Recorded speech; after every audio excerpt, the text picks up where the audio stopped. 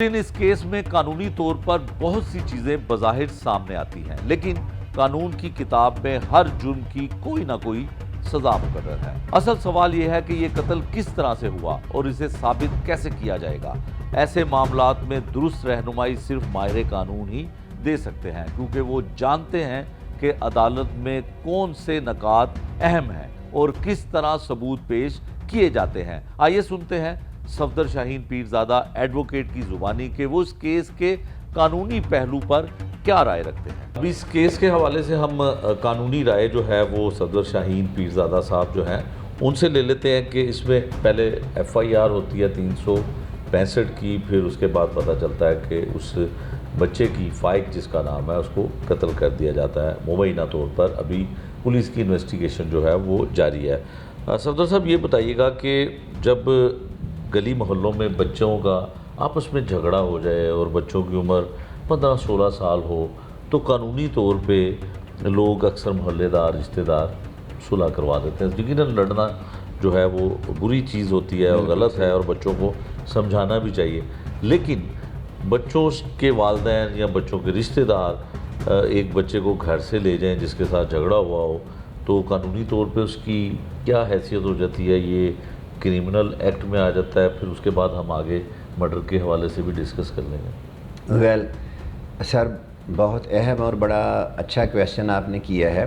ये जो basically as है, ये एज है IT की, और IT में हमने हर बच्चे को फ़ोन दिया हुआ है और उसी फ़ोन की ये शाखसाने हैं कि बच्चा पेरेंट्स के पास नहीं बैठता, गपशप नहीं लगाता, बच्चा पढ़ता नहीं है, बच्चा को अच्छी चीज़ नहीं देखता, बच्चा सिर्फ स्क्रॉल करता, अपना टाइम ज़ाया करता है। उसमें गेम्स देखते हैं, उसमें गन्स देखते हैं, उसमें वो चीज़ें देखते हैं कि जिनका अमली ज़िंदगी में नुकसान ही नुकसान है।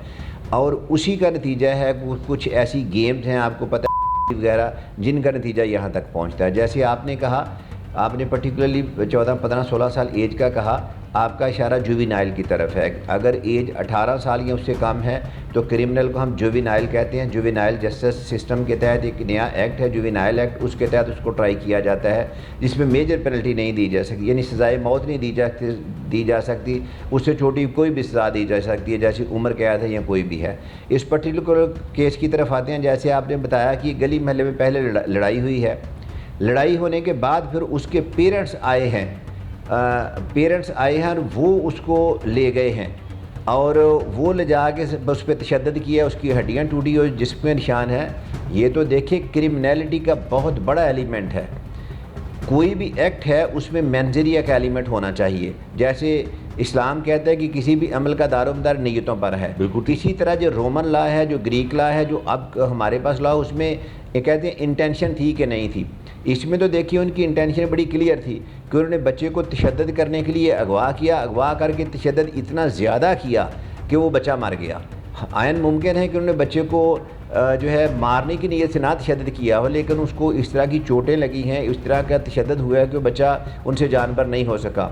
मेरे ख्याल में इसमें जो जुवेनाइल है, नो डाउट उसको तो उसकी एज का एक फैक्टर है जो उसको फ़ायदा मिलेगा, लेकिन जो उसके साथ बड़े लेके गए हैं, जो पेरेंट्स हैं उसके, जो बीच में इन्वॉल्व हैं, उनको किसी सूरत माफ़ी नहीं होनी चाहिए, उनको जाए इबरत बनना चाहिए और उनको एज़ अर्ली एज़ पॉसिबल इसको डे टू डे बेसिस पे इसके 7 ATA लगनी चाहिए। 7 ATA लगने के बाद इसका डे टू डे ट्रायल होना चाहिए और उनको एग्जाम्पली पनिशमेंट देनी चाहिए। अब आ जाती है पुलिस की तफ्तीश। बदकिस्मती ये है कि हमारे यहाँ जो एक तो नाअहली तो है ही है, जो पुलिस की भी है, बाकी जगहों पे है कि हम कोई भी चीज़ जो है, कोई भी केस है, उसको फोरेंसिकली नहीं आगे लेके चलते।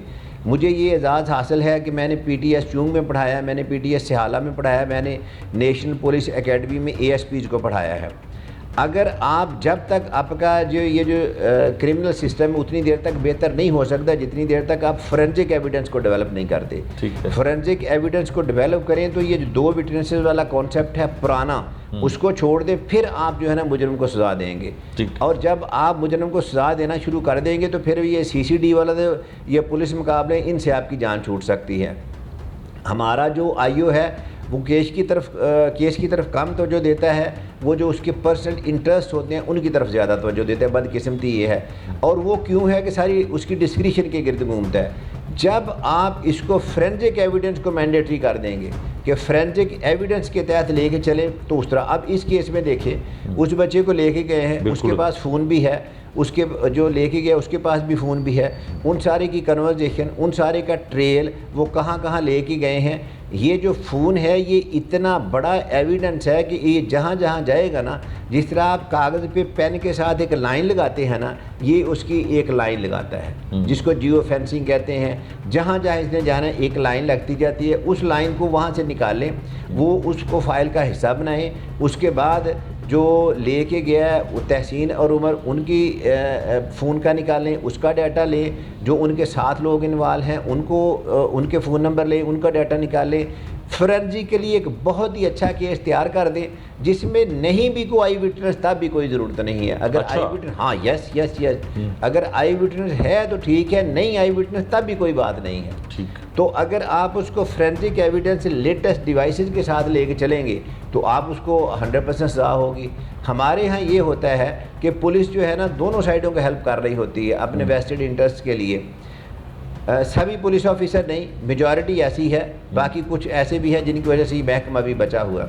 तो वो रूम इतना रखते हैं कि केस को किसी भी तरफ मोड़ा जा सके। वो जो किसी भी तरफ मोड़ने वाला तरीक़ेकार है उनका, उसी की वजह से मुजरम छूटता है, उसी की वजह से वो जुर्म साबित नहीं होता, उसी की वजह से जब वो जेल से हो के आता है, जेल तो एक बहुत बड़ी ट्रेनिंग हैचरी है, एक ट्रेनिंग की यूनिवर्सिटी है। वहाँ से अगर एक जुवेनाइल जाएगा तो वो उसके बाद वहाँ से ट्रेनिंग करके PhD करके आएगा तो बाहर आकर बहुत बड़ा क्रिमिनल बन जाएगा।